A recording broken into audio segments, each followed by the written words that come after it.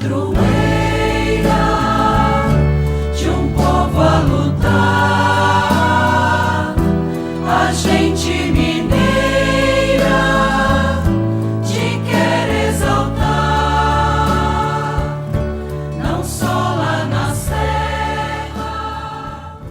Amado irmão, amada irmã, saúde e paz, na alegria de estarmos juntos. Por isso, desejo de coração que esse nosso encontro fortaleça a sua vida, seja um momento de consolação, de que tanto precisamos para não desanimarmos, para não desistirmos. Muitas vezes, os desgastes dos relacionamentos, dos acontecimentos, das incompreensões e das exigências podem nos levar a tender ao desânimo. Nós não podemos desanimar.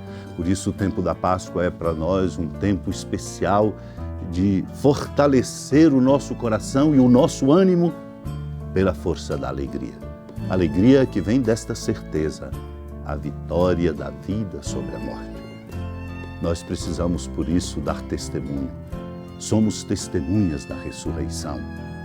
E é na medida em que nós testemunhamos a força e a alegria da ressurreição, é que nós nos convencemos com uma convicção que nos faz modular a nossa própria conduta, cada palavra, cada gesto, cada atitude, cada modo de olhar ao outro no horizonte bonito do amor de nosso Deus.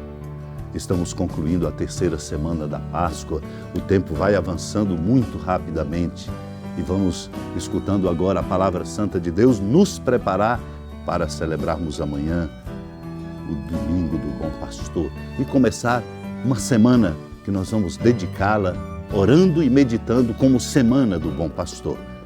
Uma lição que temos que aprender para sermos de verdade como Ele, Cristo, misericordiosos como o Pai. Naquele tempo, muitos dos discípulos de Jesus que o escutaram disseram: esta palavra é dura, quem consegue escutá-la? Sabendo que seus discípulos estavam murmurando por causa disso mesmo, Jesus perguntou: isto vos escandaliza? E quando virdes o Filho do Homem subindo para onde estava antes?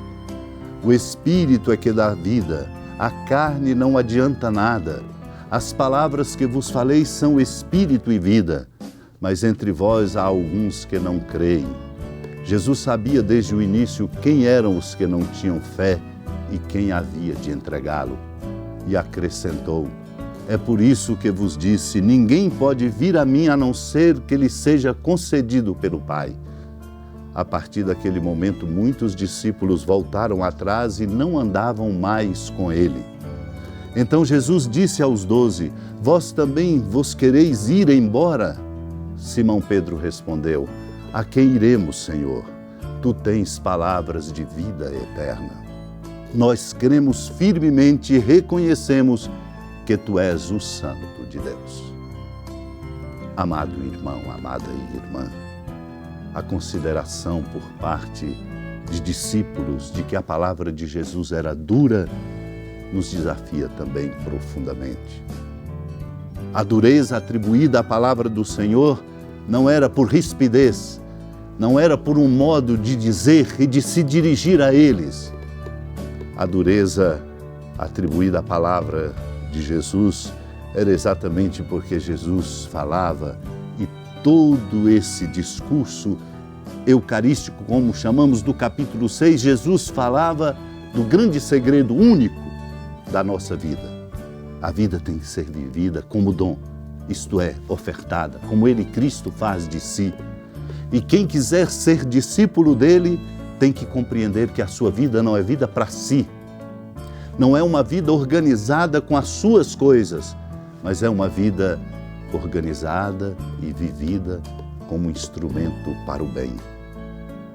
Se essa compreensão, de fato, toma o coração de cada um de nós e é uma luz na nossa consciência, a nossa cidadania se qualifica e nós nos tornamos, no papel que temos como cidadãos e cidadãs, onde trabalhamos, onde vivemos, o que somos, nós assumimos o papel de instrumentos para ajudar a sociedade a encontrar novos rumos e novos caminhos. Esta dureza atribuída à palavra do Senhor, na verdade, é uma questão de fé. Ele mesmo, Cristo, diz saber quem eram aqueles que não tinham fé. A nossa fé não é, portanto, simplesmente uma qualquer apreensão conceitual de noções. As noções e os conceitos são indispensáveis, mas a verdade da nossa fé, ou a autenticidade da nossa fé, se traduz no modo como a gente vive a vida, como tratamos aos outros, como nos empenhamos naquilo que fazemos, superando toda preguiça, superando todo comodismo, superando a mesquinhez que mata e a indiferença que fere. Pedro diz a palavra que precisa ser a palavra saída do coração: Senhor, a quem iremos nós? Só Tu tens palavras de vida eterna. Ao dizer assim, Pedro compreende e testemunha que a vida eterna só é alcançada quando a vida terrena é vivida como oferta.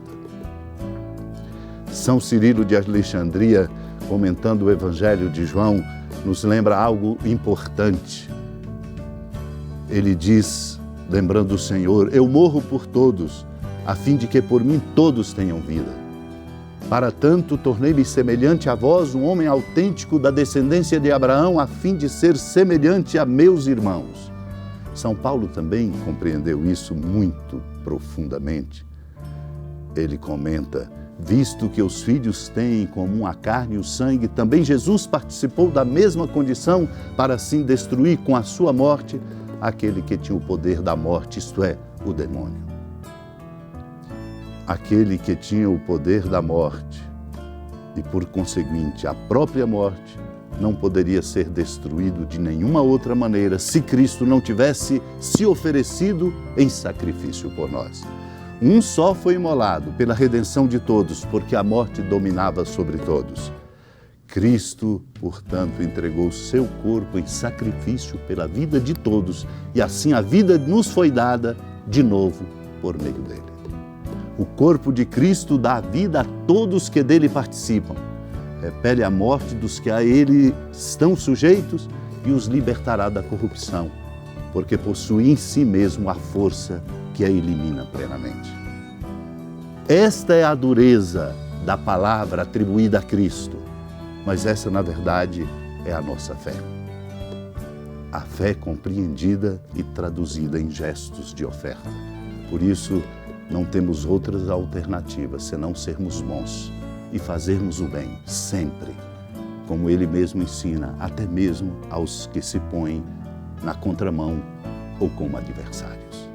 Peçamos essa graça para que assim nós possamos caminhar na direção da vida eterna e ajudar o mundo a encontrar o caminho da justiça e do amor. Senhora da piedade, Mãe Virgem do Cristo Deus. Lembrai-vos, ó piedosíssima Virgem Maria, que nunca se ouviu dizer que alguém daqueles que, tendo recorrido à vossa proteção, implorado a vossa assistência e reclamado o vosso socorro, tenha sido por vós desamparado. Animado com igual confiança, a vós recorro, ó Virgem das Virgens, e gemendo sob o peso dos meus pecados, me prostro a vossos pés.